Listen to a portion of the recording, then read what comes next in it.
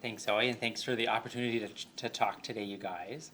So I'm talking about combination biologic and or oral small molecules or dual advanced therapies. So we're going to quickly run through some of the RCTs that exist. There's not very many, as well as the systematic reviews of the observational studies that exist, and then touch on some of our local data, and then really talk about the practical approach to dual advanced therapies in clinic. So in terms of the RCT evidence, the first was an anti-integrin alpha-4 combined with infliximab as compared to infliximab monotherapy, looking really for the safety profile of this combination. And there was no difference. This is a very high-level summary of this study. Sorry, Dr. Sands. There's really no difference in the adverse events, and there's a trend towards maybe higher clinical remission in the combined arm, but that was not statistically significant. The one that we've all heard a lot about is the Vega trial.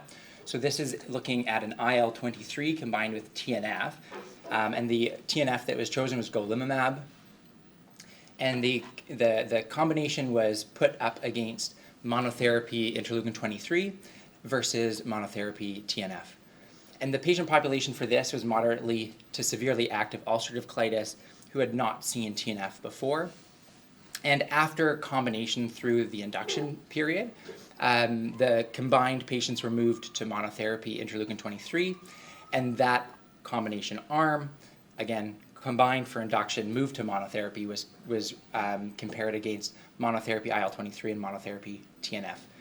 So in terms of clinical response, the dual advanced therapy was superior to the TNF alone at week 12 and 38, but not statistically significantly better than the mono IL-23. In terms of the endo response and remission, the dual advanced therapy was superior to the TNF as well as the IL-23 monotherapy, and that was at week 12 and 38.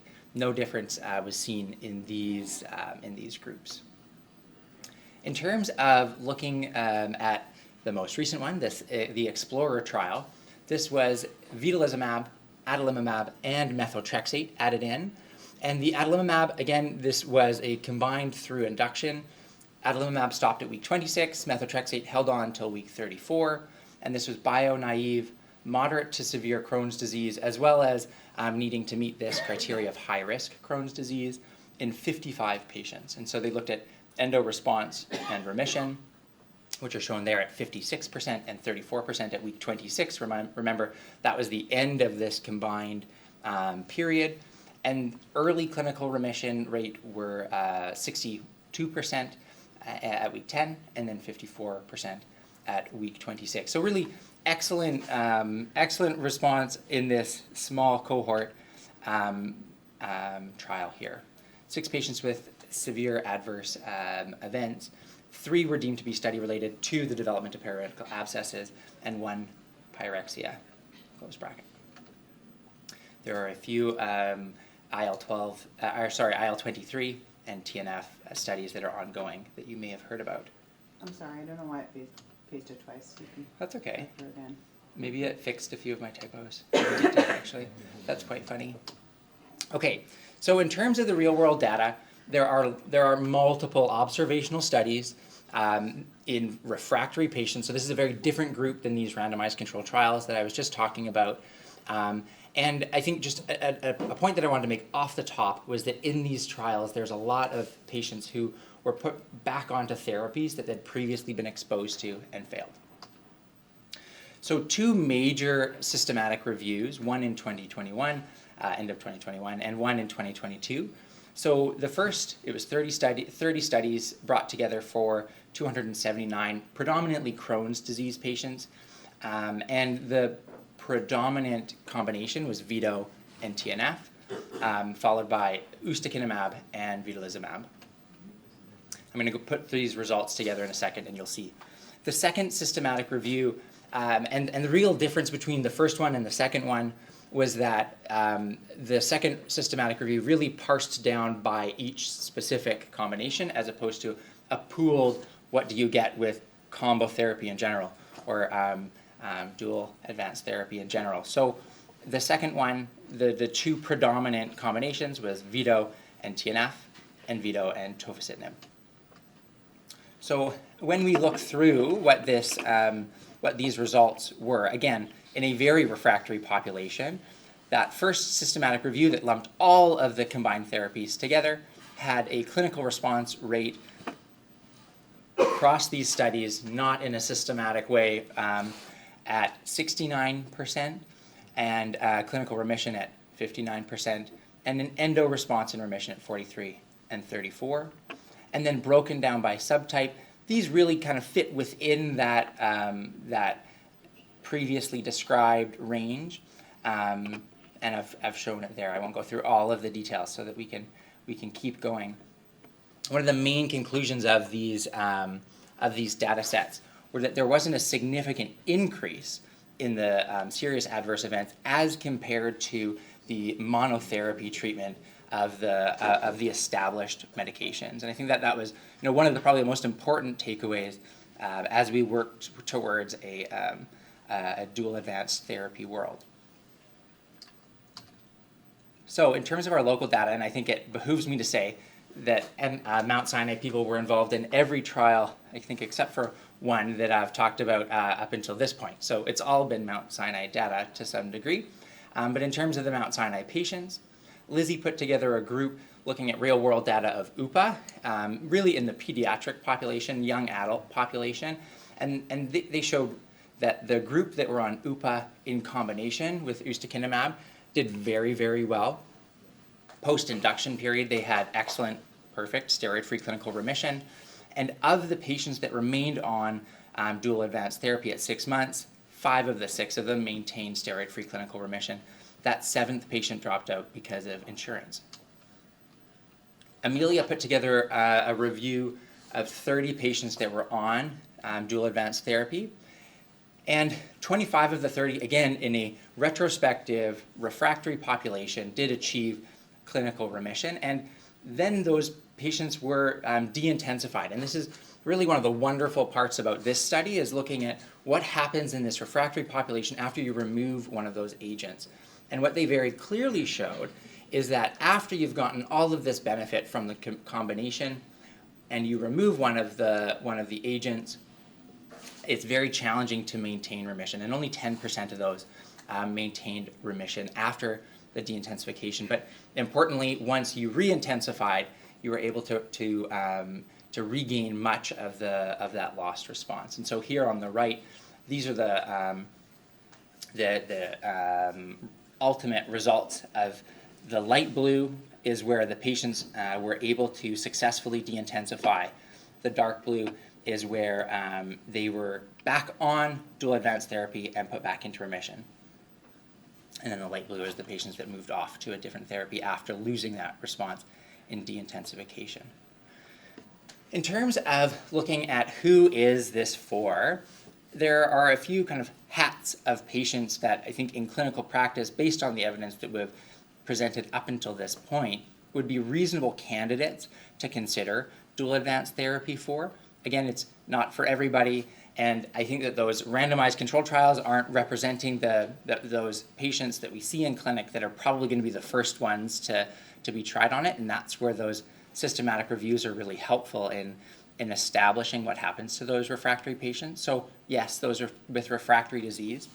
Those with high risk or complicated disease, like the Explorer trial was identifying, so extensive small bowel disease, stricturing, fistulizing disease, perianal disease, and then importantly, those patients that have other immune-mediated inflammatory diseases or extraintestinal manifestations that would benefit from a very focused Crohn's disease therapy, but as well as perhaps something else that would treat one of their other systemic conditions, and we can use them together to manage both.